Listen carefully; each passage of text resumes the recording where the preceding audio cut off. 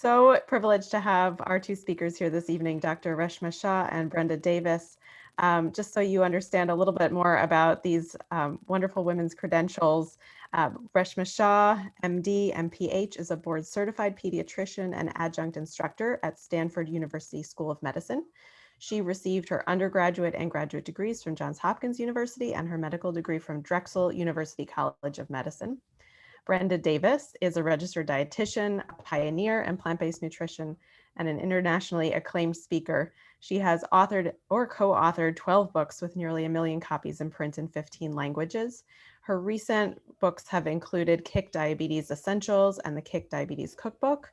Brenda is the lead clinical nutrition specialist for the Diabetes Intervention Research Project in the Marshall Islands. And of course, they have written a book together. Dr. Shah and Brenda have collaborated on their book, Nourish, the definitive plant-based nutrition guide for families, which I have in my library and is a really wonderful, wonderful resource. We are so delighted to have them share their knowledge with us today. So I'm going to hand it over now to Dr. Shah. Please unmute. You would have thought, after this many months of Zoom, we should have all figured this out, but somehow it's still a problem. Thank you so much for inviting us to spend the evening with you. We're really thrilled to be talking to you today about supporting families to incorporate more of a plant-based approach to feeding their children. And I'm just going to begin by sharing my slides.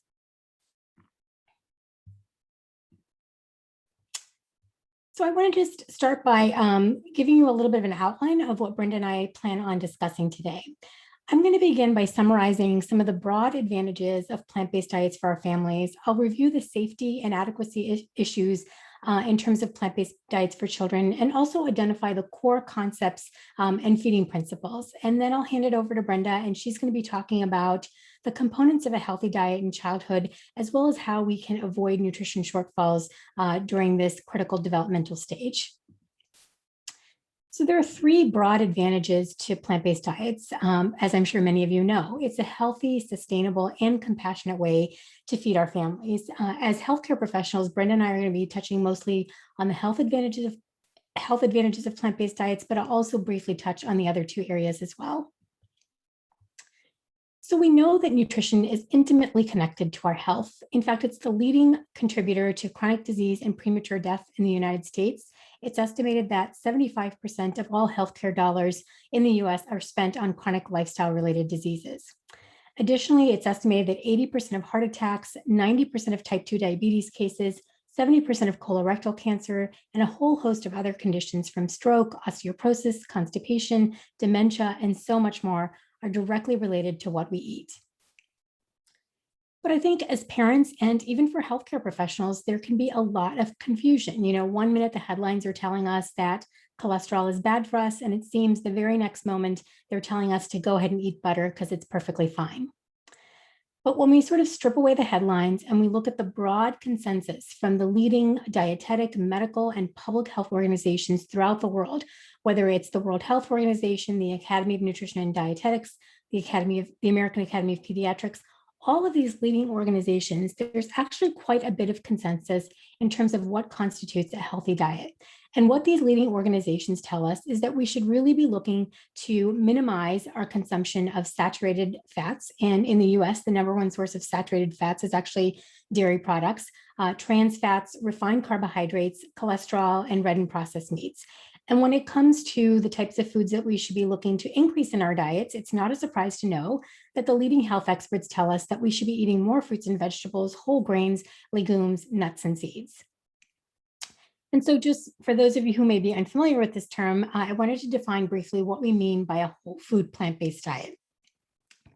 So a whole food plant-based diet is essentially, excuse me, a diet that aims to maximize the consumption of nutrient-dense plant foods while minimizing heavily processed and animal foods in the diet. And it encourages the consumption of the foods that I just mentioned a moment ago: vegetables, fruits, whole grains, lentils, beans, seeds, and nuts. I also, before I sort of move on with the rest of the talk, I want to emphasize that, especially with children, it's important to emphasize that what we do most of the time is far more important than striving for any degree of perfection. I think we need to have a little bit of grace and flexibility in order to be able to nourish our families with joy. So focusing on what we do most of the time is kind of the area of emphasis. There have been numerous studies that have looked at the relationship between animal protein intake and a variety of health outcomes. In this study published in the Journal of the American Medical Association, researchers found that high animal protein intake was positively associated with both cardiovascular and all-cause mortality, whereas high plant protein intake was protective. In fact, most of the leading causes of death in the United States are preventable and related to what we eat. The number one cause of death in the United States is heart disease. It's estimated that 1 in every 4 Americans will die from heart disease. And while cardiac stents and bypass procedures can be life-saving in a life-threatening situation, they don't really get to the heart of the matter in terms of preventing heart disease from beginning in the first place. It's estimated that 90% of the risk factors related to heart disease are modifiable, which means that we have some say in our risk of developing heart disease. And these factors include smoking, exercise, obesity, and of course, diet. Researchers have shown that even in people with existing heart disease, so these are people that may have already had a stent or procedure, that they can further reduce their risk of future heart disease by 78% by making aggressive diet and lifestyle changes. And you might be thinking that as a pediatrician, I wouldn't be overly concerned with heart disease, but we know that atherosclerosis actually begins early in life. Research has shown that fatty streaks develop in the aorta of children as young as 3 years of age. And by the time our children are 10, nearly all of them have evidence of some of these fatty streaks. By the time we're in our 20s, we're seeing some of these fatty streaks even in our cornea and vessels. So true primary prevention of heart disease is very much a pediatric health issue. The second leading cause of death in the United States is cancer, and it's estimated that more than 1,500 people die in the US each day from cancer. Several years ago, the International Agency for Research on Cancer, which is the cancer research agency for the World Health Organization, wanted to look at the relationship between red and processed meats and cancer. And so they assembled a team of scientists from a variety of different countries. And what the researchers concluded is that processed meat, so things like bacon, salami, and sausages, are a group 1 carcinogen, which would put it in the same category as asbestos and tobacco, and that red meat is a group 2A or probable carcinogen, putting it in the same category as DDT and glyphosate. And when you consider that our children are being exposed to these foods from an early age, it becomes really easy to understand how swapping out some of these red and processed meats with more wholesome plant foods can be protective. Additionally, the World Cancer Research Fund published its cancer prevention recommendations a few years ago, and some of the recommendations are not all that surprising. We should maintain a healthy weight, try to be physically active, not smoke, but they also made some specific recommendations when it came to diet.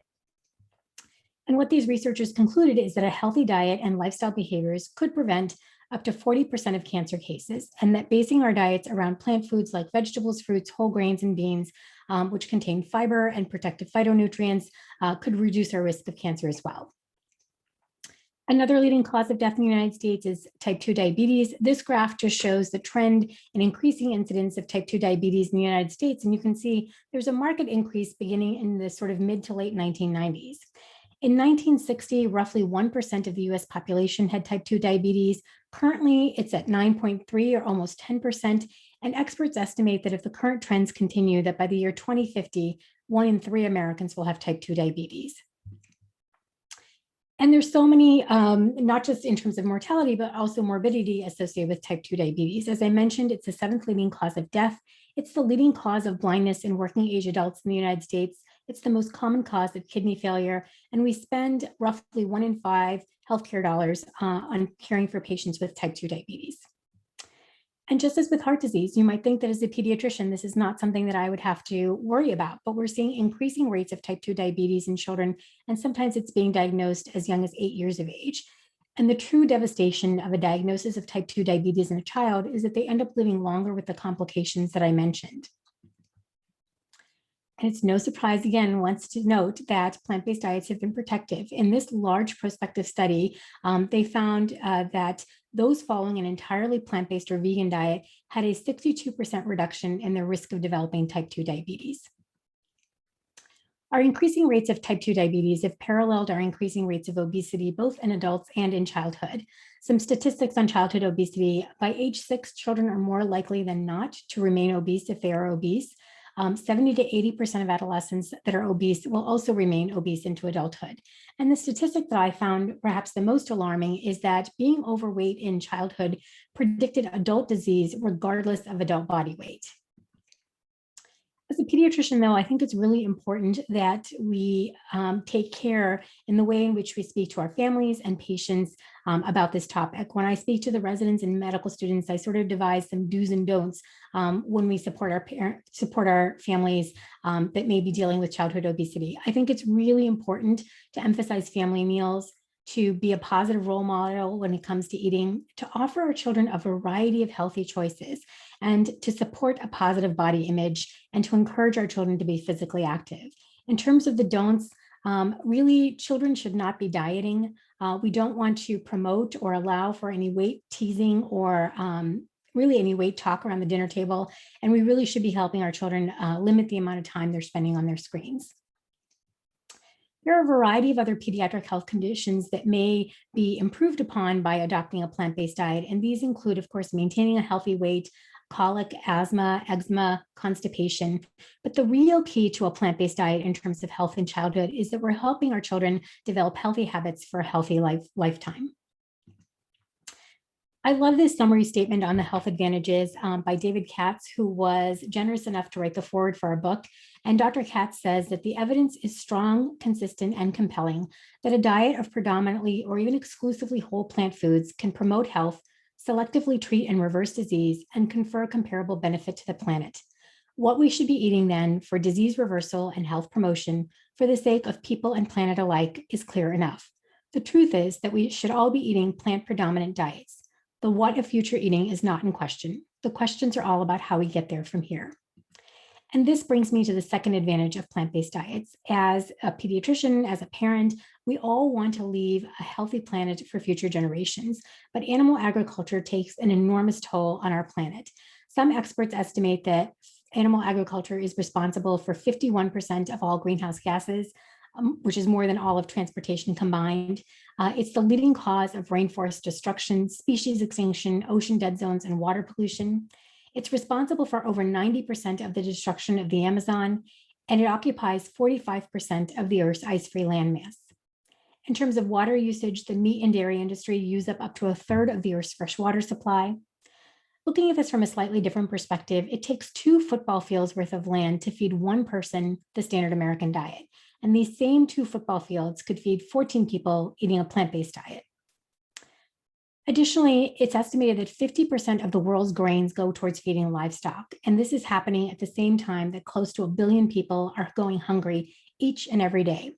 Some experts estimate that if we were to divert the feed that goes towards animal agriculture, we could largely solve the problem of world hunger. Roughly 80% of the antibiotics in the United States go towards animal agriculture, and this is not only harmful to the animals that consume these antibiotics, but it's also harmful to the humans that consume the animals that were given the antibiotics. It's responsible for a lot of antibiotic resistance that we're seeing. So we know that food is intimately connected to health, but increasingly we're seeing dietary recommendations acknowledge that food is also intimately connected to the health of our planet. Canada put out a new food guide just in 2020, and you can see that there is a heavy emphasis on plants, both in terms of fruits and vegetables, but also plant sources of protein, and they acknowledge the environmental impact of our dietary choices. Additionally, the Eat Lancet Commission on Food, Planet, and Health published its recommendations. This is a team of scientists from a variety of disciplines, from environmental health to public health, and they wanted to answer the question of, can we feed a future population of 10 billion people a healthy diet within planetary boundaries? And what the researchers concluded is that food is the single strongest lever to optimize human health and environmental sustainability on Earth, and that a diet rich in plant-based foods and with fewer animal source foods confers both improved health and environmental benefits. There was an article published in the New York Times a couple of years ago looking at the impact of a variety of dietary options on the planet. And again, a vegan diet was the most environmentally friendly diet of all the dietary options. And we've seen the impact of climate change over the last several years, whether it's the wildfires in my home state of California, the burning of the Amazon, or the bushfires in Australia, which it's sort of surprising to note that that was just in 2020, to the latest COVID-19 pandemic that we've all been suffering through. Again, there was another wonderful article that was published in the New York Times, and if you're interested in learning more about it, I highly recommend that you check it out. The title of the article is "The End of Meat is Here. If you care about the working poor, about racial justice, and about climate change, you have to stop eating animals." And the author says that our hand has been reaching for the doorknob for the last few years. COVID-19 has kicked open the door. On the other side is not something new, but something that calls from the past. A world in which farmers were not myths, tortured bodies were not food, and the planet was not the bill at the end of the meal. One meal in front of the other, it's time to cross the threshold. On the other side is home. And this same author actually wrote an entire book devoted to the topic called "We Are the Weather, Saving the Planet Begins at Breakfast." And I love this quote in Jonathan Safran Foer's book. He says, "Changing how we eat will not be enough on its own to save the planet, but we cannot save the planet without changing how we eat." And this brings me to the last benefit of plant-based diets, and that is that it's a compassionate way to feed our families. And this quote from my phenomenal co-author, Brenda Davis, in her book, Becoming Vegan, she says that being vegan isn't about personal purity or about moral superiority. It's about making a conscious choice to widen your circle of compassion by avoiding animal exploitation as far as is possible and practical. And most Americans agree. There was a poll conducted by the ASPCA a few years ago in which they found that 94% of Americans agreed that animals should not suffer.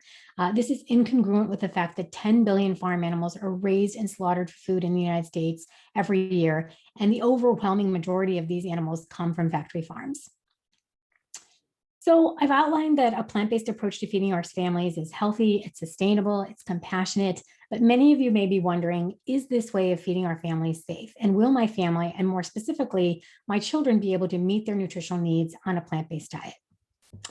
Well, the simple and quick answer is yes. But in 2016, the Academy of Nutrition and Dietetics published its updated position statement in which they stated that it is the position of the Academy of Nutrition and Dietetics that appropriately planned vegetarian diets, including total vegetarian or vegan diets, are healthful, nutritionally adequate, and may provide health benefits in the prevention and treatment of certain diseases.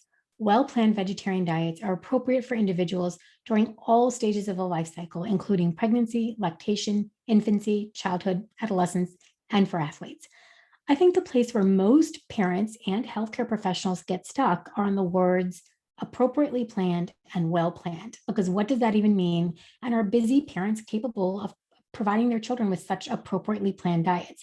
And I would argue that all diets for children need to be appropriately planned. And so when we serve our children a school lunch that looks like this, we don't really worry too much about whether it's meeting their nutritional needs. But if we were to swap it out with a school lunch that looked more like this, we become very concerned.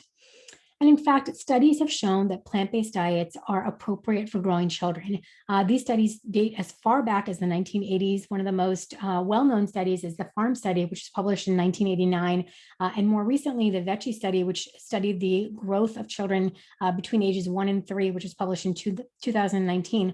All of these studies support the notion that children raised on a plant-based diet attain appropriate normal growth and development. When we do cite concerns about the nutritional adequacy of children, oftentimes these studies were done decades ago, and oftentimes they followed communities that followed highly restrictive diets like raw food only diets or macrobiotic diets, which would not be appropriate for growing children. And so the diet for children needs to be appropriately planned, but as I mentioned, all diets for children need to be appropriately planned. I wanted to take a quick minute and mention a couple of recent studies that came out just within the last month or two. The first study is actually a follow-up to the Vecchi study that I mentioned that followed the growth of children between ages 1 and 3. And this was a follow-up study looking at children and adolescents. And in this study, the authors concluded that the vegan children had adequate intakes of protein. They had the highest intakes of vitamin E, magnesium, iron, vitamin C, folate, polyunsaturated fat, and fiber, and they had the lowest intake of saturated fat, free or added sugars, and calcium as well. And this is a potential nutrient of concern, which Brenda will talk about more during her section of the talk. Additionally, they had the lowest total and LDL cholesterol, which, as I mentioned, heart disease is very much beginning in the pediatric age population. And Similarly, the authors of this study said that this was the first evidence of a reduced risk of cardiovascular disease during childhood and adolescence. And the overwhelming conclusion from this paper is that the results showed that confirmed the findings of several nutrition and pediatric societies that a vegetarian, including a vegan diet, can meet the recommended nutrient requirements in childhood and adolescence. There was a study that was published just earlier this month out of a Polish group looking at the growth and nutritional intakes of children ages 5 to 10 years. And this study has stirred up a bit of controversy because the authors concluded that vegan diets were associated with a healthier cardiovascular risk, but also with increased risk of nutritional deficiencies and lower bone mineral content and height. What I wanted to emphasize is that in this study, vegan children, again, had a lower body fat mass. They had lower blood cholesterol and higher intakes of fiber, vitamin C, folate, carotenoids, unsaturated fats, and magnesium. They had lower intakes compared to the omnivores of protein, but it still was within the adequate range. They had lower intakes of vitamin B12, calcium, and D. And again, these are all nutrients that Brenda is going to talk about. And specifically, a significant portion of these children were not getting appropriate supplementation with vitamin B12 and D, which is critical. And finally, all children in the study, regardless of the diet that they followed, had low intakes of vitamin D. And the reason that I wanted to sort of emphasize some of the points in this study is that plant-based diets are absolutely appropriate for growing children. We do have to pay attention to certain key nutrients, but that's the case of all children, regardless of the diet that they follow. And it's also important to remember that plant-based diets offer so many advantages. Children eating plant-based diets have an overall higher quality of diet. They tend to eat more fruits, vegetables, and their associated nutrients. They eat fewer sweets and salty snacks. They have lower intakes of total unsaturated fat, and they have a reduced risk of developing obesity. In feeding children a plant-based diet, it is critical to ensure that they have an adequate quality, quantity, and variety of foods. I wanted to just briefly talk about 4 core concepts of feeding that Brenda and I developed for our book. And these 4 concepts of feeding children include that we want to promote their optimal growth, development, and well-being, again, by ensuring that they have an adequate quality, quantity, and variety of foods. We want to prevent any immediate childhood health concerns, and more specifically, any potential for nutrient deficiencies, which Brenda will talk about. We want to establish healthy eating habits that support health throughout the life and minimize the risk of developing chronic diseases. And finally, we want to nurture our children's natural ability to eat intuitively and with joy. Ellen Satter is a renowned dietitian and feeding expert, and I love this quote of hers in which she says that the secret of feeding a healthy family is to love good food, trust yourself, and share that love and trust with your child. When the joy goes out of eating, nutrition suffers. She devised a division of responsibility when it comes to feeding our children. And this division of responsibility is really a balance of both leadership and autonomy. In terms of leadership, what we mean is that parents determine the what, the when, and the where of eating. And we offer our children autonomy by allowing them to decide how much and whether they will eat a certain food or not. In terms of what this could look like at your dinner table, you may say that we're going to have pasta, broccoli, beans, and fruit at 6 o'clock at the dinner table. And then our children really are allowed in a very age-appropriate way to decide which foods they'll eat and how much of each food. Additionally, the American Academy of Pediatrics published a set of feeding principles several years ago, which is a nice reference point. And they recommend avoiding distraction during meal times, which means no television or cell phones, especially for the parents, to maintain a pleasant and neutral attitude throughout the meal, to feed to encourage appetite, which means, not allowing our children to kind of graze continuously throughout the day, but really to offer them 3 structured meals with appropriate snacks in between, to serve age-appropriate foods, to introduce new foods. Oftentimes they say it takes upwards of 15 times in a neutral environment of exposure before a child will accept a new food, to encourage children to self-feed, and of course, to tolerate age-appropriate mess as well. I wanted to just spend 1 minute talking about the various developmental stages of feeding. In infancy, it's basically feeding on demand. Baby is pretty much, parents decide whether it's going to be formula or breast milk, and baby pretty much decides everything else in terms of the when and the where and how much. As babies develop during the second half of the first year of life, they're going to start to transition to table foods, whether it's in a traditional spoon feeding approach or in a baby-led weaning approach. For parents, it's important to continue to offer a variety of foods, to not get overly pushy, and absolutely to take no for an answer. During the toddler years, between 18 and 24 months is the peak of neophobia, and this is essentially a fear of new foods. It's important to emphasize that this is a developmentally normal phenomenon. A lot of times when parents don't know that this is a normal part of development, they can begin to think that their child is particularly picky, when in fact it's just normal developmental progression. During the school age years, it's important to continue to offer structure and support. Avoid pushing or cheerleading, or absolutely no shaming around meal times. Again, you want to create a pleasant environment around feeding.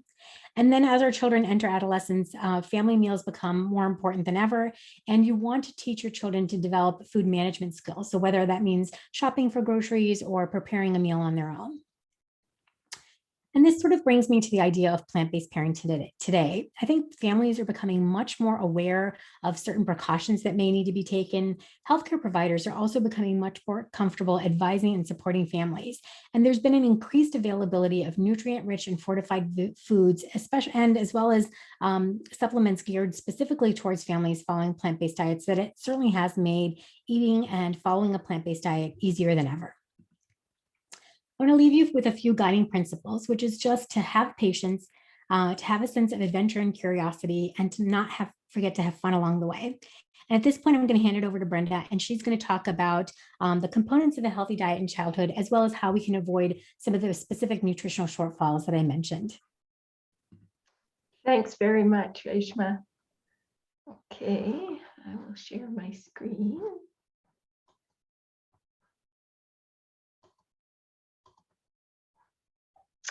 I think that's good. Everybody can see. Thank you very much. I will be talking about what is a healthy diet in childhood and how we avoid nutrition shortfalls. And so exploring some of the things that Reshma talked about in a little greater detail.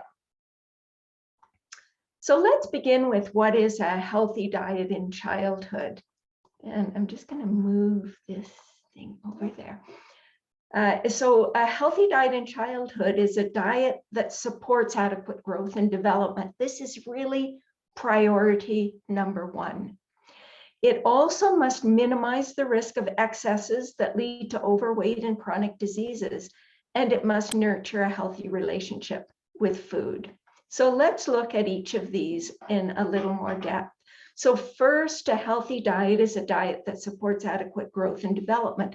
That means essentially that it's providing sufficient calories, adequate macronutrients, in other words, adequate protein, adequate fat, and adequate carbohydrates, and adequate micronutrients, vitamins, and minerals. And in order to succeed in this task, it means providing regular meals and snacks. Children really need 3 meals a day, plus somewhere between 1 and 3 snacks. We want to set regular meal and snack times and recognize that healthy snacks actually help children to meet calorie and nutrient requirements. So they're quite important. And again, Reshma mentioned this, but all-day grazing is not recommended as it can interfere with appetite and disrupt natural hunger cues. We want to ensure that we provide sufficient but not excessive fiber. And the RDA, which is sufficient fiber, is 14 grams per 1,000 calories for everyone 1 year of age or older. And so for a 1 to 3-year-old, that's 19 grams of fiber a day. For 4 to 8-year-olds, that's 25. And then it goes up to about 38 for teenage boys. And as you may have guessed, 95% of American children actually don't meet that RDA.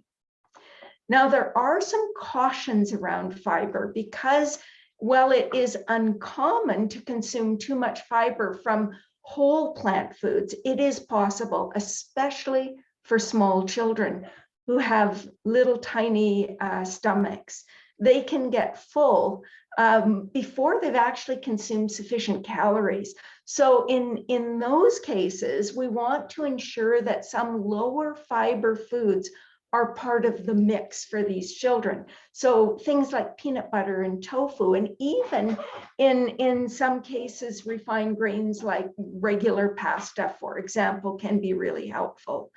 We want to just be cautious about adding concentrated fiber sources like wheat bran, for example. Wheat bran can, if we're sprinkling it on cereal and sprinkling it in foods, it can cause excessive intakes fairly rapidly, but it can also, because it's so high in phytates, it can actually inhibit the absorption of a number of important minerals.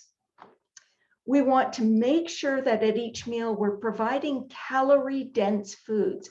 That means grains or starchy vegetables, tofu, legumes, and other protein-rich plant foods, but also nuts, seeds, and other high-fat foods as well.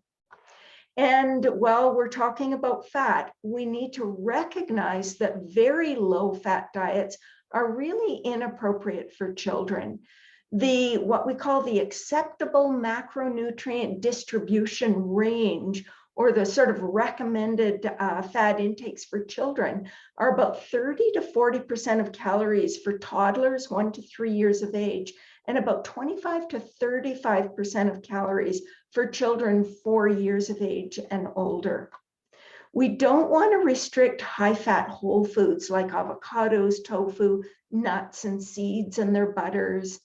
But we do want to be a little bit more judicious with our use of concentrated fats and oils, because they can actually crowd out foods that are providing essential nutrients like iron and zinc and calcium.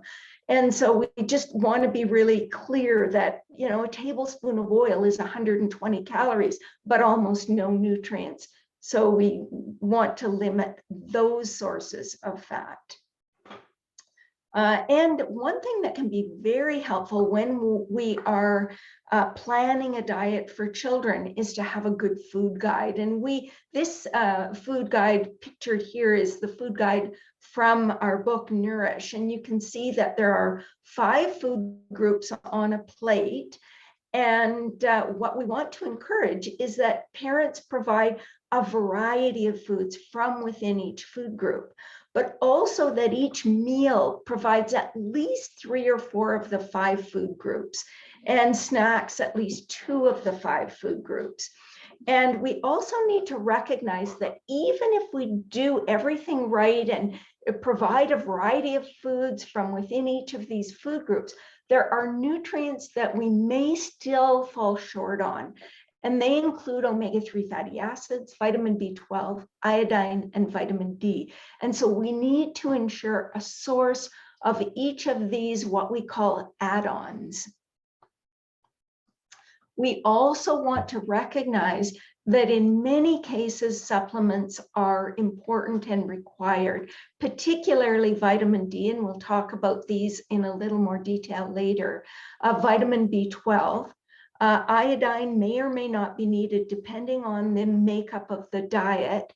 EPA and DHA may be well advised, and a multivitamin, especially for children who tend to be picky eaters. And of course, it would be in liquid form for toddlers and chewable for older children. So the third point that I want to make, or the second point that I want to make in terms of what is a healthy diet in childhood, it needs to be a diet that minimizes the risk of excesses that lead to overweight and chronic diseases. We really want to make whole plant foods with a variety of flavors, textures, and colors the foundation of the diet.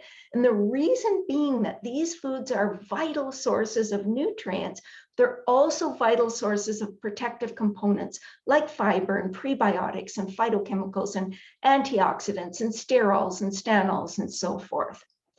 We want to encourage the consumption of water as the major beverage. And that is apart, of course, from milks. And depending on the age of the child, in infancy, of course, milk is the primary beverage. But apart from milk, water needs to be the main beverage for toddlers and for older children. We want to completely avoid sugar-sweetened beverages. And if we do provide juice, generally it's not recommended, but if fruit juice is provided, we want it to be not more than 4 ounces a day. Of course, whole fruits would be better choices. We want to limit added salt. And there's something, I'm not sure if you've heard of this, but it's called the chronic disease risk reduction cutoff. And that means sort of the upper limit of sodium intake above which we may see negative health consequences. And so the CDRR is 1,200 milligrams for toddlers. It's 1,500 milligrams for children 4 to 8 years of age, 1,800 for 9 to 13-year-olds, and 2,300 for ages 14 plus, including adults. And 90% of American children exceed these limits. Fast food kids' meals often contain 1,000 milligrams or more in one meal. We want to limit added sugar. And the recommendations for children up to the age of 2 years, so 0 to 2 years, from both the Dietary Guidelines for Americans and the American Heart Association guidelines are absolutely no added sugar at this stage of life, so 0. From ages 2 to 18, the Dietary Guidelines for Americans suggests less than 10% of calories, or 6 teaspoons per 1,000 calories. And the American Heart Association suggests no more than 6 teaspoons per day, no matter what the caloric intake. So it's a much more rigid or strict upper limit than the DGA. And it's interesting to note that the World Health Organization also recommends not more than 10% of calories from added sugars. However, they add that we will enjoy even further health benefits if we cut that in half again to not more than 5% of calories, which would be not more than 3 teaspoons per 1,000 calories. So I think that's actually a more reasonable target. Average intakes in the United States are in excess of 20 teaspoons per day. And of course, you get 10 teaspoons or more from one 12-ounce soda. And that's in children 4 years of age or more. We want to minimize highly processed packaged foods, fried foods, and fast foods. We want to stock our shelves with healthy whole foods, prepare as much food at home as possible, limit restaurant meals, and when we do eat out at restaurants, to select healthier restaurants and healthier options. And to be aware of food marketing to children and to teach our children about food marketing as well. And finally, to avoid short order cooking at home. Of course, a lot of people say, well, are treats okay? And absolutely treats are okay. But it's best if we make healthy versions of popular favorites like cookies and bars and muffins and popsicles and ice cream and sparkling drinks. All of those can be made plant-based, and all of those can be made without a lot of added sugars or oils or so forth. We want to limit exposure to less healthful choices such as candy and salty snacks, but we don't necessarily want to forbid them. And the reason being is that when we are overly restrictive, this can result in food obsessions and an unhealthy relationship with food. And finally, we want to talk about a diet that nurtures a healthy relationship with food. And Reshma did talk about this a little bit, but we'll dig a little deeper. So first of all, it's very important that we engage children in every aspect of getting food to the table. So we want to get kids involved in menu choices, get our kids involved in selecting foods at the market or the grocery store. We want to cook with our children. They love to pour and stir and chop and shake and do all of those things. And if it's possible, we would, try to grow a garden with our kids, and at the very least, grow a few herbs in pots, grow sprouts, teach your children about how foods actually grow. We want to teach our children to eat mindfully. We want to take enough time for meals and snacks, and teach our children about where food comes from, and help them to appreciate how precious the food that we have to eat really is. We want to pay attention to the smell, the texture, the flavor, and the taste of food, and teach our children to respect their hunger cues as we need to respect their hunger cues. We want to establish a very positive eating environment, clearing our eating area of distractions like screens. We want to make the eating area attractive and peaceful, and keep the conversations at the dinner table very positive. We want to avoid using food as reward or punishment. Parents often worry that if they follow the division of responsibility, or the DOR that Reshma talked about, that their children won't eat a balanced and nutritious diet, that they'll just pick, the pasta in the meal, or they'll just pick the dessert. But this has actually been shown in research not to be true. Generally, when we supply children with a reasonable variety of healthy foods, they tend to get what they need. When parents bribe, barter, or use food as a reward or punishment, it tends to undermine our child's natural ability to eat with competence. It can also diminish their acceptance of new foods. As parents, we need to be the ones to select, prepare, and provide nutritious foods for our children. We need to be positive role models, but we need to let our children do the rest. And finally, family meals. Family meals are extremely critical. They help children perform better in school. They increase the intake of healthful foods. They provide an opportunity to share values and build family traditions, and they support very vital family connections. So let's move on to talking about how we avoid nutrition shortfalls. And this is a fairly brief overview of these nutrients, but I selected 8 nutrients that are common concerns for parents who are raising plant-based children. So the first we'll talk about is protein. And the big question that parents often ask is, can children get enough protein without animal products? And the answer is absolutely. Even the largest mammals on the planet can get enough protein from plants. So how much protein do children actually need? Well, during infancy, it's somewhere around 1.5 grams per kilogram body weight. During the toddler years, it's closer to 1.05 grams per kilogram body weight. And then slowly it declines to the teenage years when it's about 0.85 grams per kilogram body weight. In terms of actual grams of protein, that's about 13 grams for a toddler, about 19 for a young child, 4 to 8 years of age, and somewhere around 50 grams for teenagers.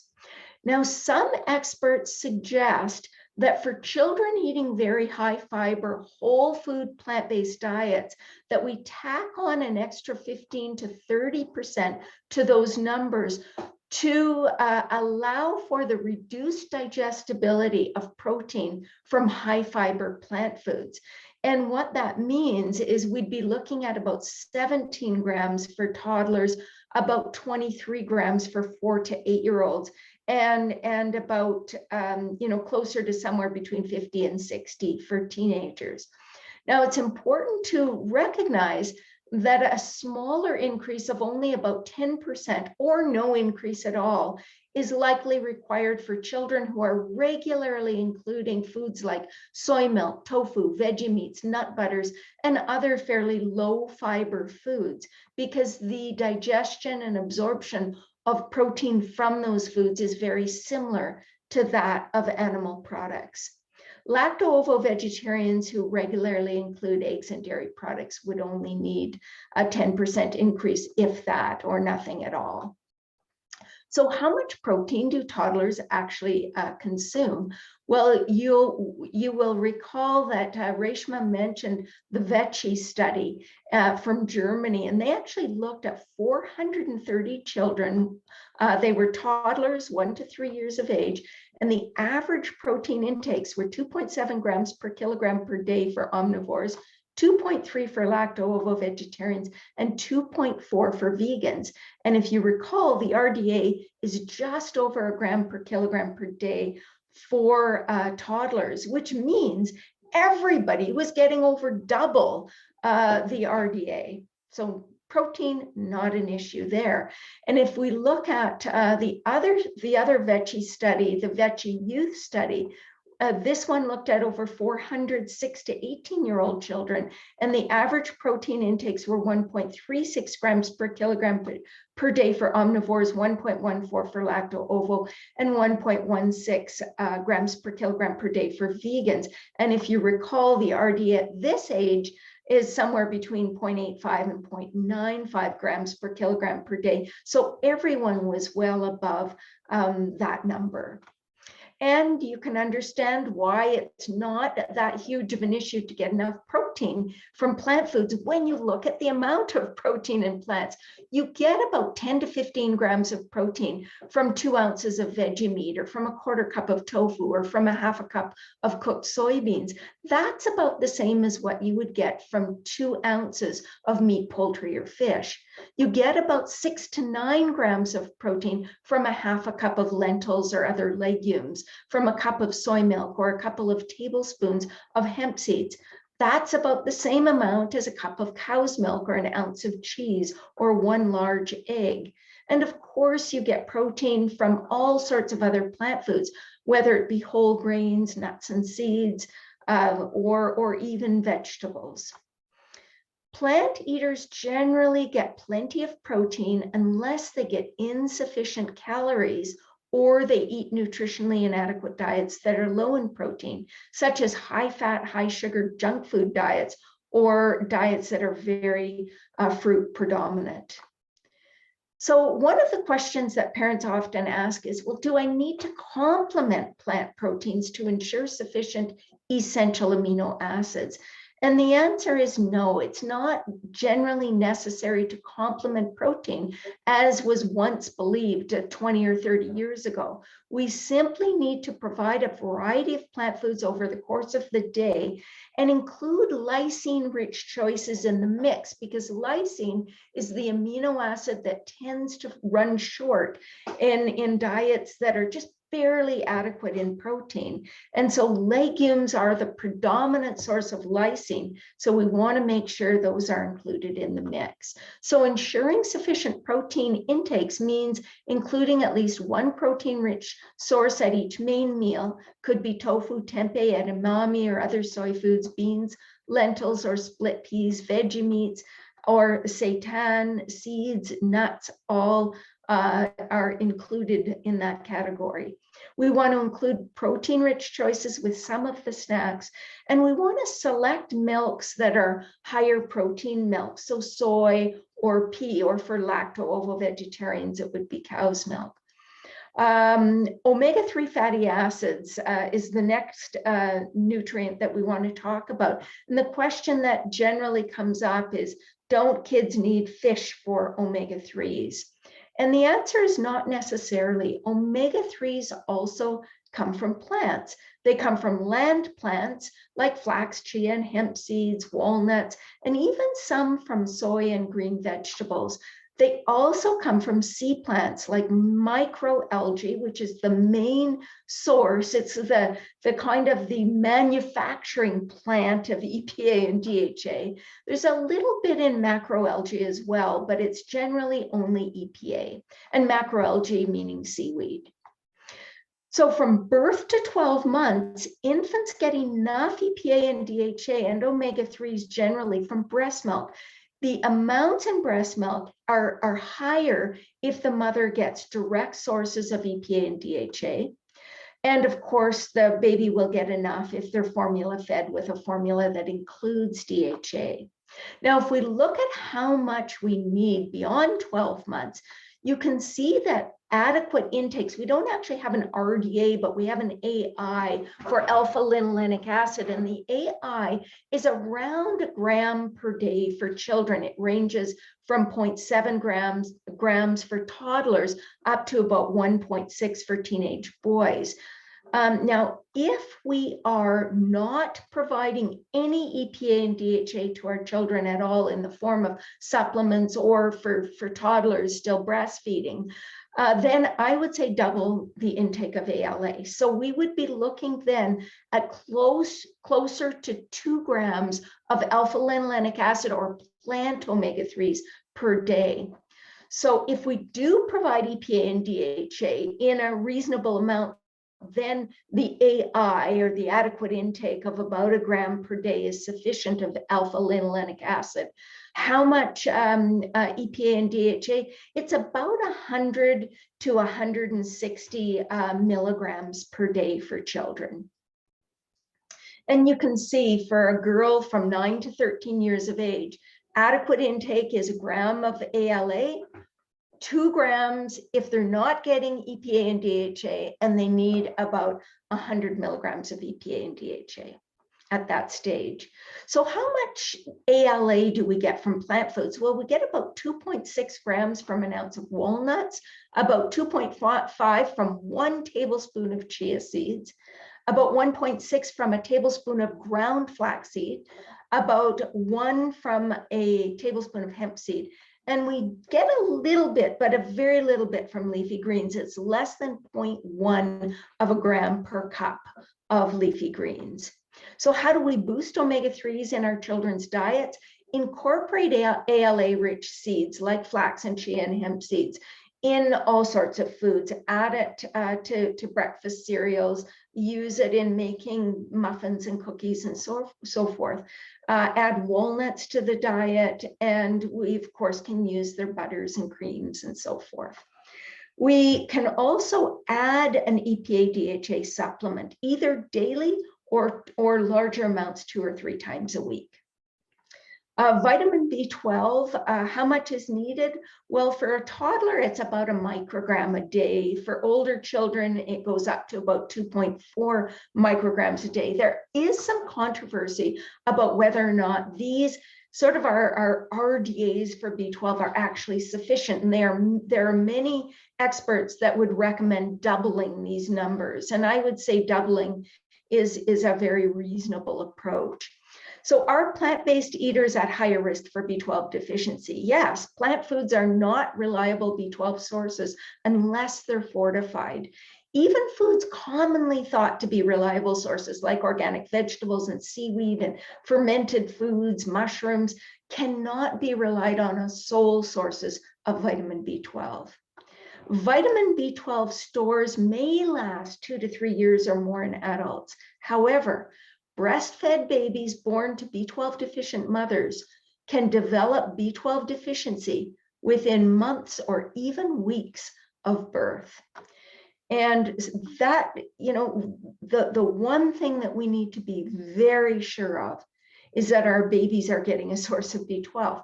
Breastfed babies require a B12 supplement if the mother does not include consistent, reliable B12 sources in her daily diet. So this is important. If the baby can get enough if the mom gets enough and is breastfeeding regularly. But if she's not, then the baby needs a supplement. Formula contains B12, so that's not an issue. But once breastfeeding slows or stops, or formula feeding stops, vegan or plant-based infants must be provided with alternative sources of vitamin B12. So the symptoms of deficiency that we see are: number 1, regression of developmental skills, hypotonia, vomiting, diarrhea, lethargy, failure to thrive, tremors, twitches, and brain damage. So what are reliable sources of vitamin B12? Supplements, number 1. B12 fortified foods, number 2, and 4 lacto-ovo or plant predominant eaters, animal products are sources of B12 as well. So how much B12 in supplement form is recommended? Well, we recommend 5 micrograms for breastfed babies where mothers aren't getting reliable sources.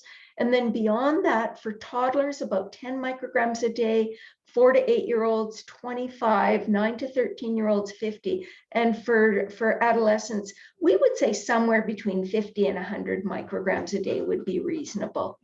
We'll move on to iron. Iron deficiency is actually the most common nutrient deficiency in childhood for all dietary patterns, not just for vegetarians or vegans, but also for omnivores. And there are a number of risk factors in infancy. Of course, premature birth or low birth weight dramatically increases risk of iron deficiency anemia. Early introduction to cow's milk before a year of age, the use of unfortified infant formula, so infant formula should be fortified with iron, the late introduction to solid foods more than 6 months of age, and the factors that increase risk in children and teens are drinking too much cow's milk, more than 24 ounces per day for children ages 1 to 5, insufficient dietary sources of iron, lead exposure, certain health conditions, chronic infections can increase risk, and for female teens, heavy menstrual bleeding. So how much iron is needed? Well, for babies 7 to 12 months of age, 11 milligrams a day is what is recommended. Then for 1 to 3-year-olds, 7 milligrams, and for 4 to 8-year-olds, 10 milligrams. And you can see it increases to 15 for females 14 to 18 years of age because they're generally menstruating by that stage.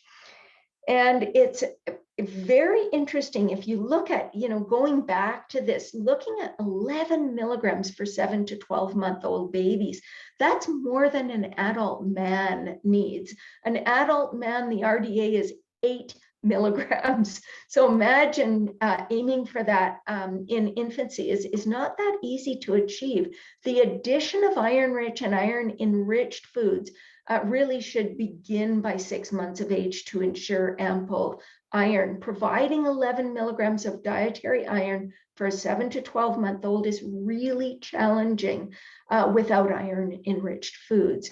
And if you look at how much iron is actually in infant foods, you probably heard a lot of pediatric experts saying, well, we should be providing infants with baby beef, for example, to make sure they get enough iron.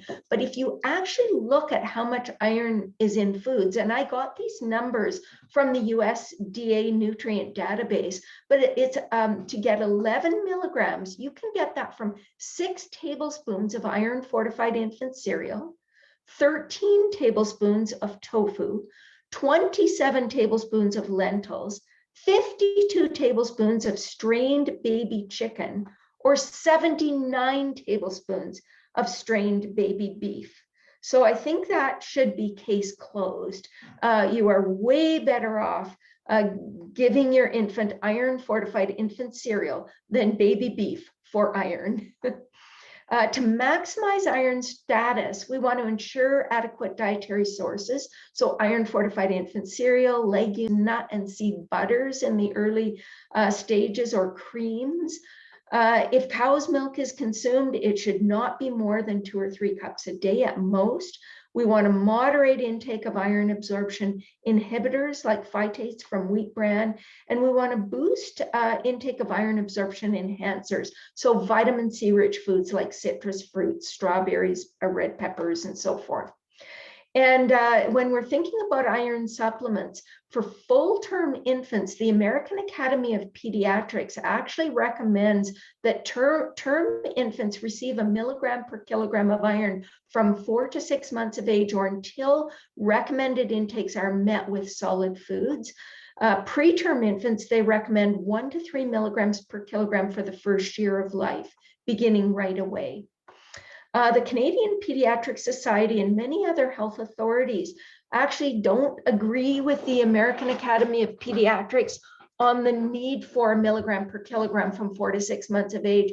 They just recommend exclusive breastfeeding for the first 6 months of life, and then making sure they get enough iron-rich solids thereafter. So there is some controversy about that. Formula-fed infants, we just need to choose iron-fortified formula.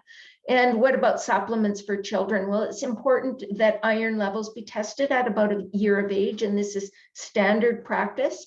And then supplement if needed. And certainly we can also select a multivite with iron to provide a little iron boost for children.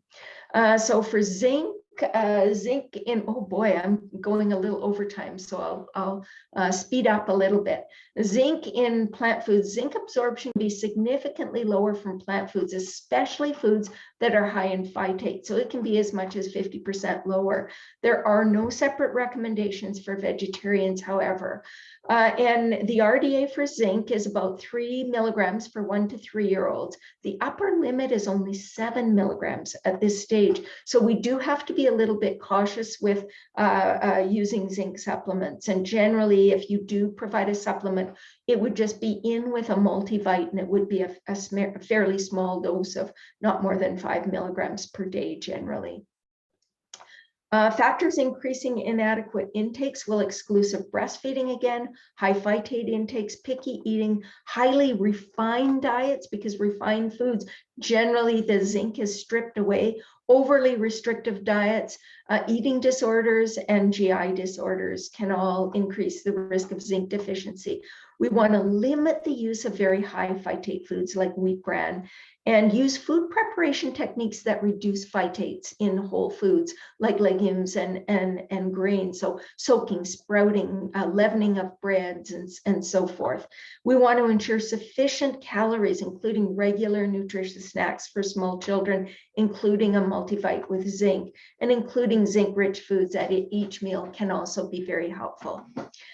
Calcium, don't children need cow's milk to get enough calcium? And the answer is absolutely no. Children can get enough calcium by including sufficient calcium-rich plant foods and calcium-fortified foods, and by limiting dietary factors that reduce calcium absorption and ensuring sufficient vitamin D as well. So how much is recommended? Well, for toddlers, it's 700 milligrams, for young children, 1,000, and for children 9 to 18 years of age, it's 1,300 milligrams.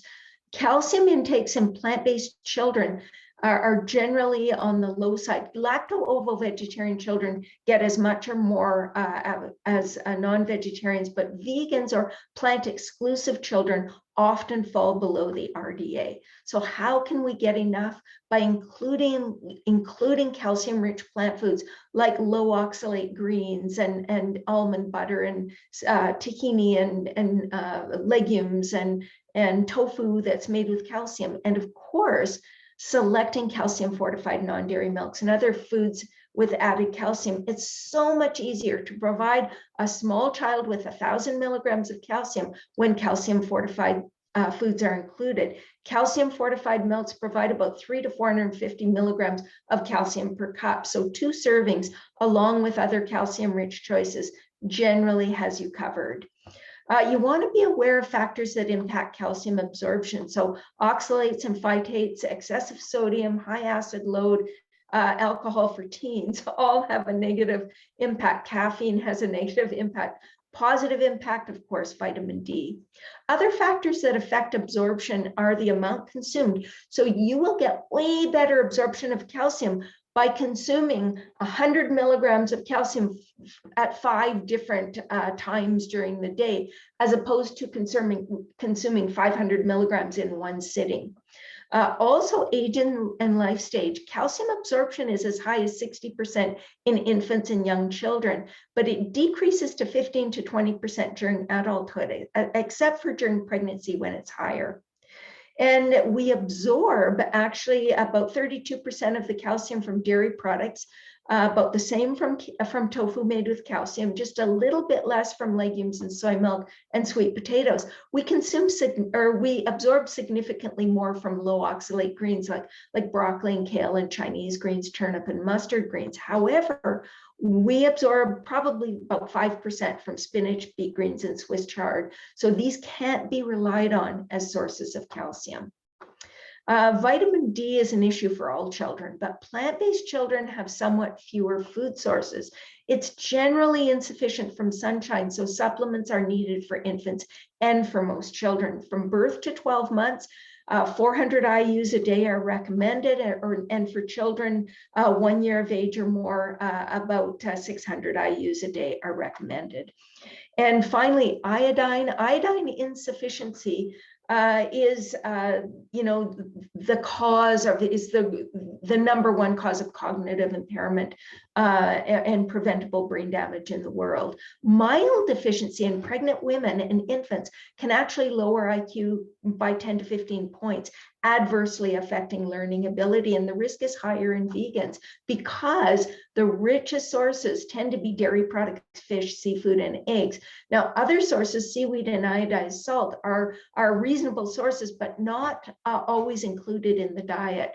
It's important to note that seaweed can easily exceed the upper limit. As little as 1/8 of a teaspoon of kelp can exceed the upper limit for toddlers. Nori is actually much lower in iodine. These are these little sheets that kids like to snack on, so we don't have to worry about exceeding upper limits with those.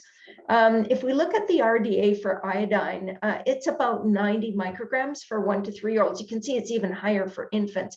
And the upper limit is actually 200 micrograms for toddlers. So there's a very small margin between what's recommended and what we don't want to exceed. So how to boost intake? If we're using salt, select iodized salt or iodized sea salt. Include controlled amounts of seaweed, particularly if not consuming any animal products and not consuming sea salt that's iodized. Use a supplement. Using a supplement is another option as well. So in summary, well-designed plant-based diets are safe and appropriate for growing children. And we are actually more likely to meet children's nutritional needs with a thoughtfully planned plant-based diet than we are by feeding them a typical Western diet. But the most compelling reasons for shifting to a plant-based diet are the benefits beyond personal health, the benefits for future generations, for all life on Earth, and for the planet itself.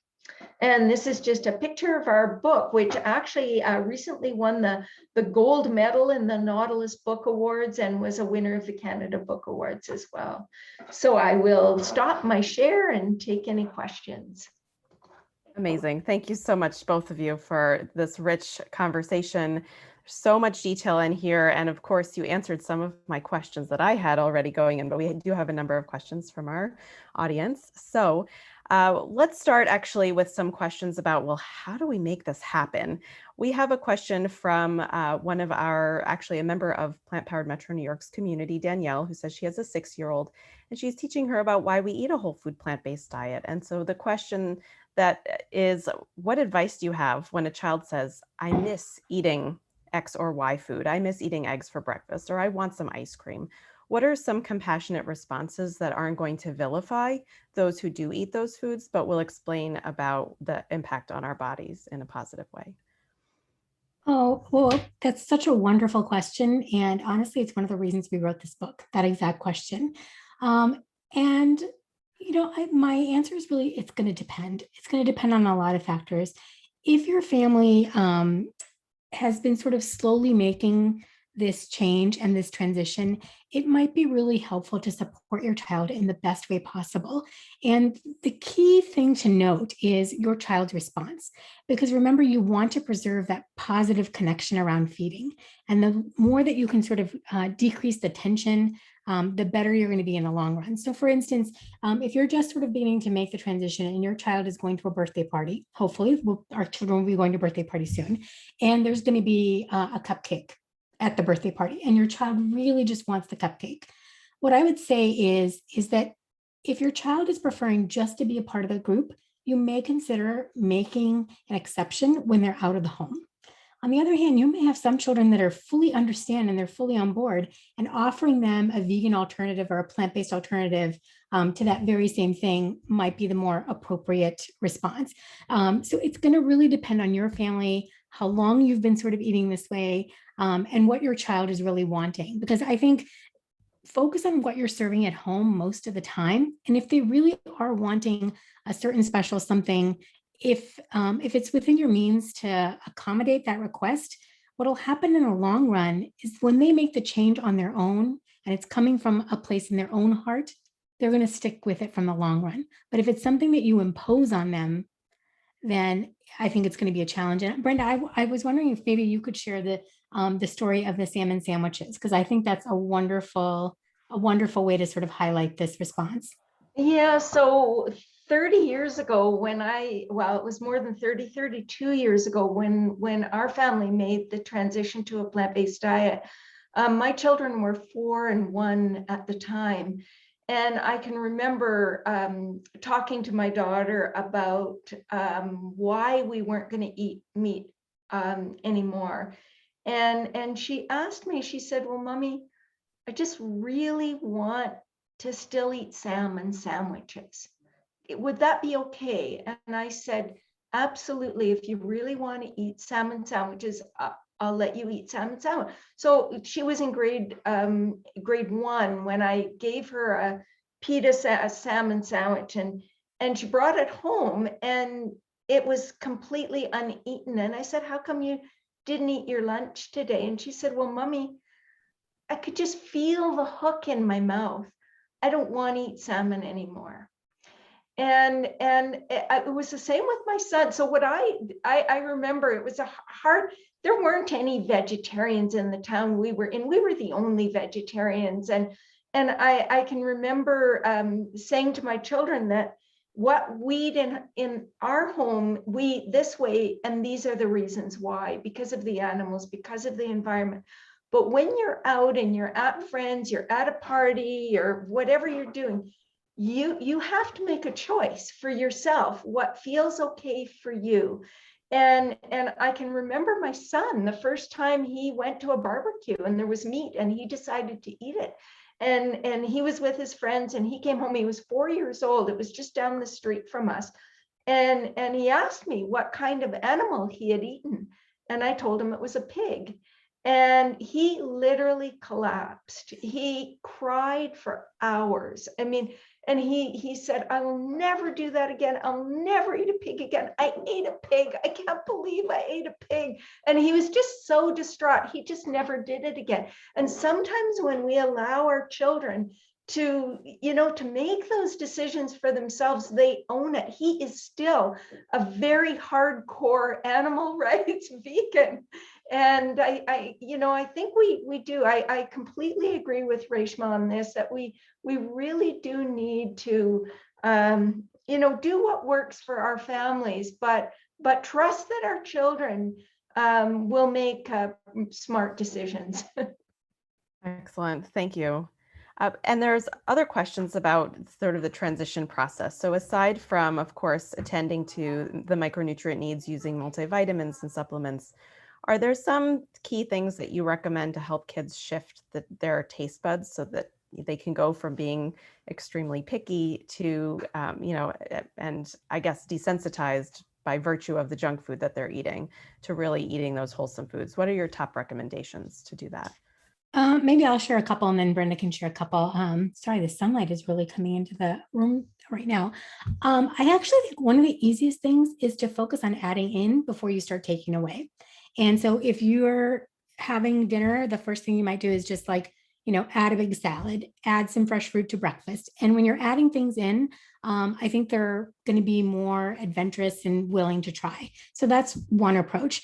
The other thing is when you're introducing new foods, always try to have something that they enjoy, that that they're going to like, so that dinner time is not the time that you want to be creating conflict or having battles around food. That's they say the average American family spends 17 minutes at dinner. And I say it's our job as parents to make sure that those 17 minutes count in terms of connection, in terms of, just sitting down and enjoying a meal. So adding in, including things that your children may like. And the other thing you can do is just take family favorites and sort of change them up a bit. So instead of like a beef or chicken stir fry, you could try a tofu stir fry. So it still feels like a stir fry to your kids. And then Brenda mentioned this too, but get the kids involved. I think I have a recent example. So my children are a bit older. I've got a 16-year-old and a 19-year-old. And for the longest time, my son said he did not like blueberries, did not like blueberries. And so we spent the afternoon after the farmer's market a couple weeks ago, and we made a blueberry pie. And guess what? He likes blueberries now. So I think it's just exposure, getting in the kitchen with them, and focus on adding instead of taking away in the beginning. Absolutely. And for kids that have been eating meat and fish and all of those things, I think that's where some of the veggie meats can be helpful. You know, having a veggie burger, having a, you know, whatever, veggie sausage, having a pizza with, you know, veggie pepperoni, those can help with the transition. And also, I think it's just so important that children learn where food comes from and get them picking the foods, get them how to prepare the foods, experiment with some of the, you know, veggie loaves and things that kind of look like traditional meals, the little veggie balls for spaghetti and meatballs, you know, all of the chili with, you can use, you know, veggie ground round if you need to in the beginning, and then slowly transition to adding in like half of, you know, your veggie meat would be small lentils or something like that, and gradually add them in and teach them. One of the things that I loved to do with my kids was to teach them about the foods from different cultures. And then we would have, my son still does this to this day, have a night that's you know, some, you know, whether it's Mexican night or Indian night or you know, Chinese or Taiwanese or whatever kind of meals. I think it makes it really fun for them. And then you can explore the foods from those cultures, which are generally plant foods. So makes it easy. Great. And then what would you say to somebody who's trying to raise plant-based children, but they have somebody, a spouse or a close family member or a friend who's really not on board with it? Yeah, and I think we sort of dedicate a whole chapter in the book to this topic. I think it's going to depend on whether it's sort of a close family situation. So if it's your partner, that can be a little bit more challenging versus, you know, somebody that you might see on a more infrequent basis, like a grandparent or an aunt or an uncle. What I usually recommend is if it's someone that is in the same household that you're living with them, that away from the children, you sort of sit down and have a conversation and you talk about, you know, the reasons that you're inspired. You ask about what you can do to sort of make it easier. And I can give the example in our family. When I decided to sort of go plant-based, I just went full steam ahead. And my husband was not plant-based at the time. And we had a conversation about it. And, you know, we came to sort of a compromise that worked for us. And the compromise in our family was, at home, we were plant-based. That's the food I was buying. That's the food I was cooking. And when we went out to eat, people sort of made their own choices. And the nice thing about having a conversation and making it collaborative and sort of working to meet in the middle is that it pays off in the long run. So now he's plant-based. But if I had sort of in the beginning insisted that everything must be done my way, I can guarantee you that we wouldn't be in this spot. So I think come together, try to understand one another's perspective, and more important than being 100% plant-based, I think in a family context, is finding a middle ground where everyone feels respected and heard. Thank you. I agree. Excellent. I'm curious. So Michael asked a really fantastic question about animal foods. So he says animal foods offer growth hormones, which can lead to bigger height and bones. And so the question is should there be a strategy for plant-based kids to be able to grow as fast or as much as other kids do who are getting those growth hormones from the animal foods they're eating? Will they still have the ability to reach their maximum potential in growth? And is that a good thing? I guess that's my add-on to this is the rate of growth a good thing the way that it is with the standard omnivore diet?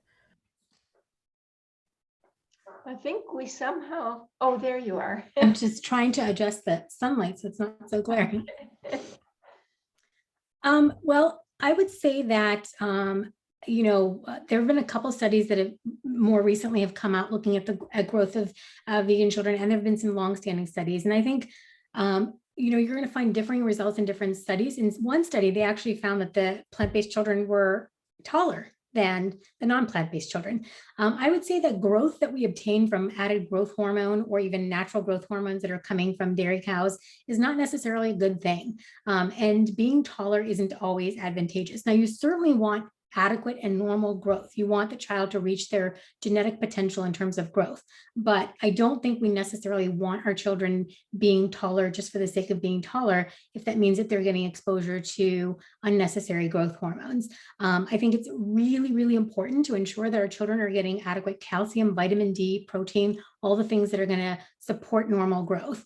But I don't think that we need to worry that our children are missing out on growth hormones that are contained in animal foods. And my children grew up on a plant-based diet, and my son is 6'1" and my daughter's 5'5". I'm 5'3", so, or barely, not quite, maybe 5'2 3/4. That 3/4 counts. So yeah, no, I mean, I don't think their growth suffered that much, and growth is slower in plant-based children. And in the farm study, they showed it was slower till age 5, and then it wasn't much different after that. And they think the reason why it was slower to age 5 is because they were being fed breast milk versus formula when they were in, during infancy and toddler years. So yeah, I don't think that's a huge issue. And we do know that people who are very tall actually live shorter lives. They have greater risk for a number of disorders, including, problems with their bones and so forth. So being super tall isn't necessarily a huge advantage either. Thank you.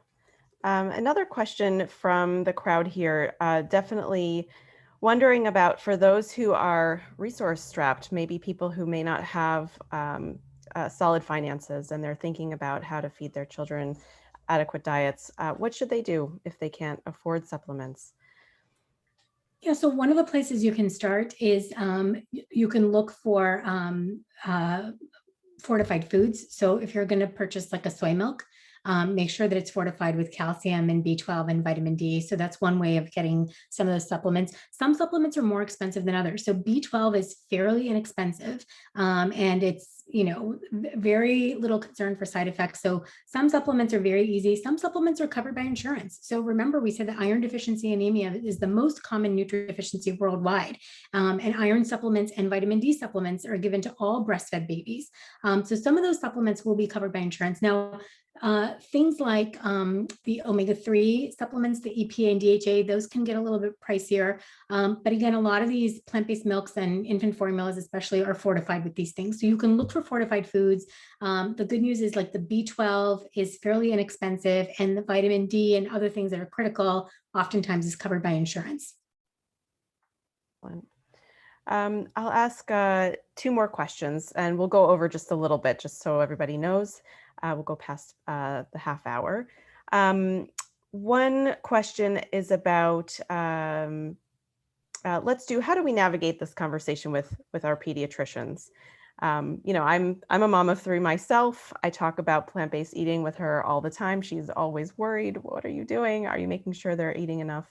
And I think of all the doctors, pediatricians actually do get more significant nutrition education than others, and yet aren't really exposed to the evidence-based. At least that's what I think. But you could tell me otherwise, Reshma. Yeah, maybe I'll answer this question since I'm the pediatrician. Sure. So I will say the first thing is, more likely than not, your pediatrician has your child's best interest at heart, and they really want to ensure their adequate growth and development. And if you're getting resistance, 9 times out of 10, I think it'll be because your pediatrician doesn't have the same information that you do. And so you can begin just by sharing the information. You want to make sure that your child is growing adequately. If your child is not growing adequately, that's a separate conversation. But if your child is growing adequately, you can ask them about the specific nutrients that they are concerned about. And invariably, it's going to be protein, iron, and calcium. And you can share some of the information that Brenda gave you. You know, how much beef would your child have to consume to get their infant iron requirements? And then you could talk about the ways that you plan, arm yourself with information. You can talk about the ways that you plan to provide your child with the necessary nutrients.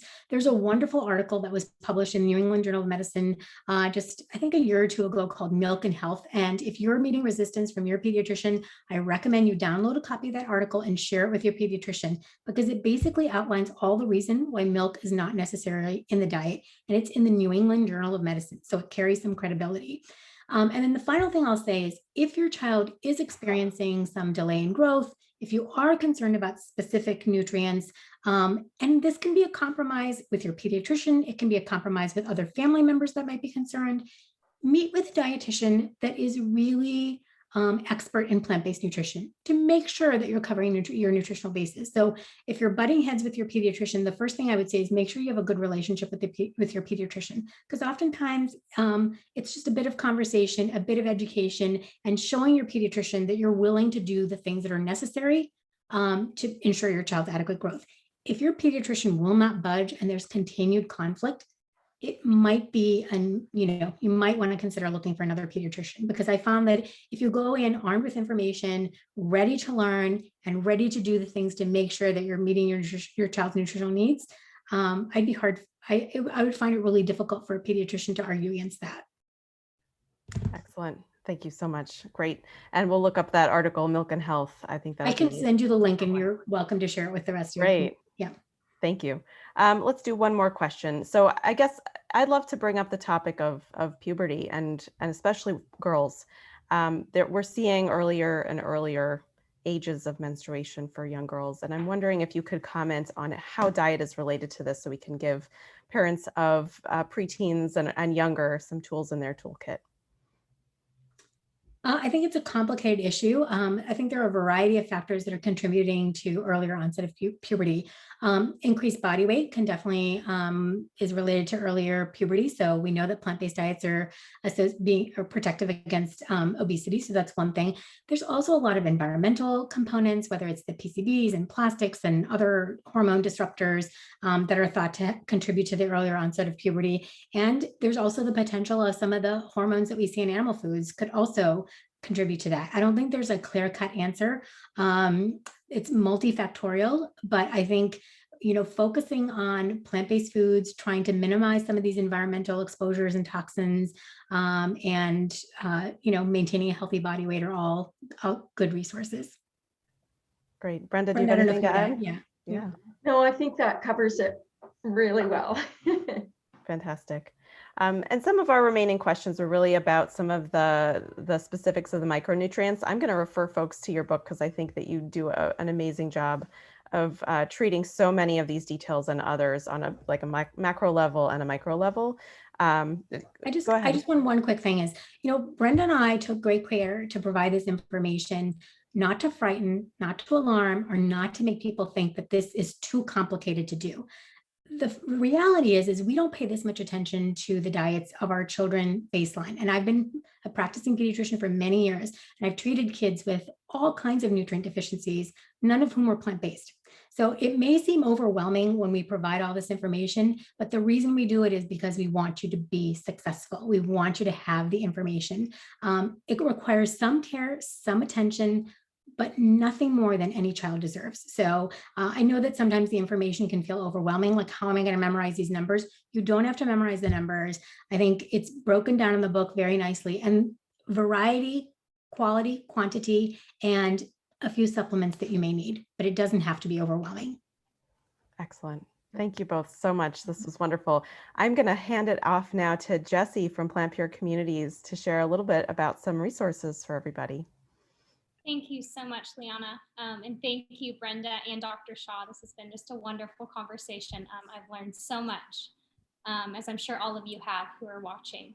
So hi, everyone. My name is Jessie. I am the Advocacy and Programs Coordinator at PlantPure Communities. And I will be introducing our Healthy School Lunch course, which was created using materials from our school lunch toolkit. And this course is perfect for anyone who's interested in working with school nutrition programs to improve the quality of food served at the schools in your community. And by enrolling in this course, you'll learn how to form a school food committee, how to work with your school's food service director. Maybe you want to institute a Meatless Monday campaign, or create a school garden, and more. And additionally, you can get connected with organizations who are working to advance school lunches to help you achieve a wide range of goals. And so you can enroll for free in the course today by clicking the link in the chat, which will be shared shortly. And Josh is going to share his screen, and I'll just briefly walk you through how to enroll. So if you could go to the, let's see. I guess I'm already enrolled, but okay, that's okay. Click that button here. Yes, so you'll click that button to enroll, and then it will take you to a new screen where basically you'll enter in some basic information with your name, your email address, you'll create a password, and then you'll receive a confirmation email that will have a link to access the course, and then you'll be able to view the curriculum. And so what Josh is sharing there right now is the curriculum that you'll see when you log into the course. And so each lecture corresponds to an info sheet, which can be printed out in case you prefer to view the information in a single PDF. And there are several topics. The first one is just basically an overview of conducting a healthy school lunch initiative, and it sort of walks you through the 3 different steps. We also have a lecture on how to conduct a Meatless Monday campaign. And there's the organization HSUS, who has a wonderful program in place to help you create a Meatless Monday campaign. So we refer you to contact HSUS for starting a Meatless Monday campaign. And then we also had some help from PlantPure chef Kim Campbell, who she came up with some tips for building some healthy school lunches. So that's also another great lecture. And we hope that you find this course useful and that it provides you with the tools that you need to take action at the schools in your community. And if you have any questions at all about the course or our school lunch toolkit, please email us at info@plantpurecommunities.org. And now I'll hand it over to Sally to conclude tonight's events and share information on future events.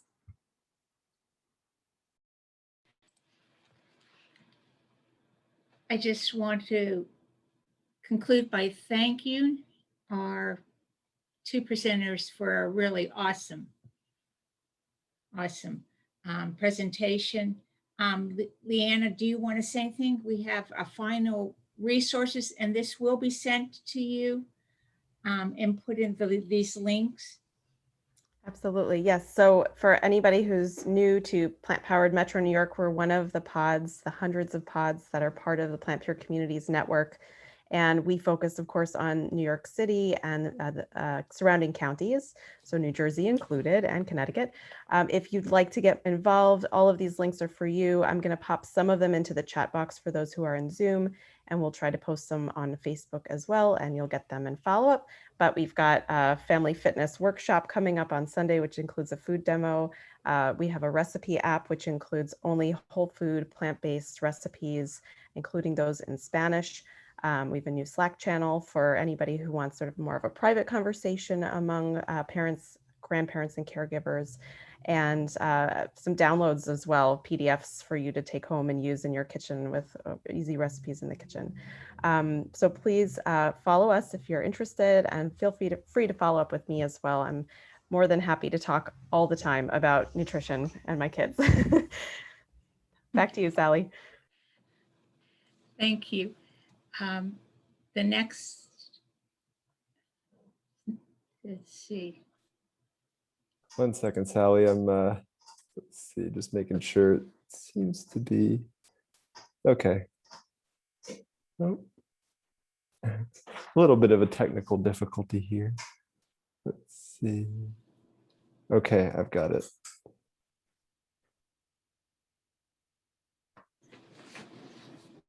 All right. So just very quickly, I just want to say Plant-Based Pittsburgh, like Leanna, I'm ready to talk with anybody at any time, but we based on this event, we are doing a Nutrition for Family theme this coming summer, and the anybody's invited to our Zoom, the first one being carrot dogs and toppings in time for 4th of July for those of you in the United States. But if you go to plantbasedpittsburgh.com, we have all kinds of recipes, newsletters, archive, and it is for anybody to use. Thank you. Absolutely. And I just want to finish up by thanking Dr. Shah and Brenda Davis for being here today. And I want to give you all the last word. Is there anything you want to share with our audience as we say goodnight? Well, first of all, thank you for inviting us. And I think one of the things that I would just like to sort of leave you with is just a reminder that this way of eating is very joyful. It's absolutely delicious. And it's a way for us to sort of show up at our dinner tables with our values and our priorities and our compassion for the world. So I hope that the information that Brenda and I have been able to share helps you feel like it's more attainable and that you can be successful. And I'll just say here, and thank you so much for sharing your evening with us. I know there's so many things to do, so we just really appreciate that you were here with us this evening, and we so appreciate what the PlantPure communities are doing everywhere. You're doing amazing work. Thank you for what you're doing, and thank you to all the volunteers that are part of changing the world. So thank you, guys. Thanks for having us. Well, have a great night. Take care, You everybody. too. Thank you. Bye-bye. Bye-bye.